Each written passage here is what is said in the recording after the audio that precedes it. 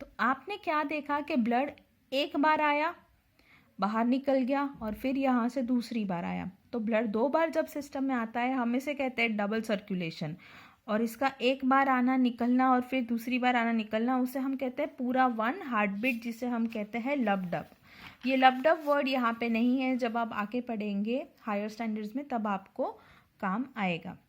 इसके बाद we knew that in the lower standards 9th standard में हमने पढ़ा था कि भाई एनिमल्स में अलग अलग चेम्बर्ड के हार्ट होते हैं। जैसे हमारे मेमल्स है तो उनमें है 4 चेम्बर्ड हार्ट, ठीक है, तो उनमें तो हमारे पास 2 एट्रिया और 2 वेंट्रिकल्स है।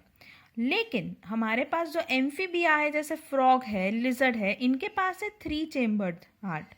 तो इनके पास है 2 एट्रिया एंड 1 वेंट्रिकल, मतलब इनकी जो सर्कुलेटरी सिस्टम है वो कंप्लीट नहीं है।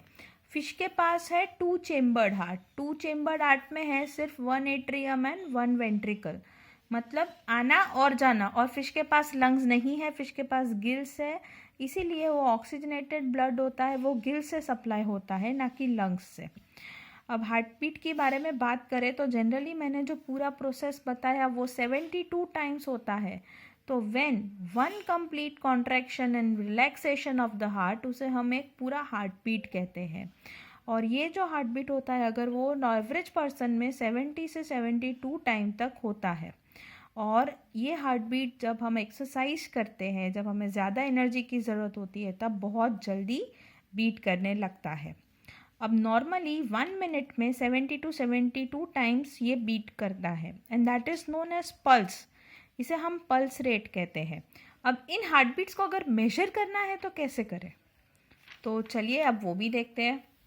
तो बेसिकली पहले तो उसे जो हार्ट बीट को हम मेजर करते हैं हम उसे कहते हैं blood pressure, the pressure of the blood which is pump around the body, जिसे हम ब्लड प्रेशर कहते हैं। 2 टाइप की प्रेशर होती है, सिस्टोलिक एंड डायस्टोलिक। सिस्टोलिक मतलब क्या, तो जहाँ पे हमारा जो मेन एओर्टा से ब्लड आ रहा है हार्ट में, और वहाँ पे जब हार्ट बीट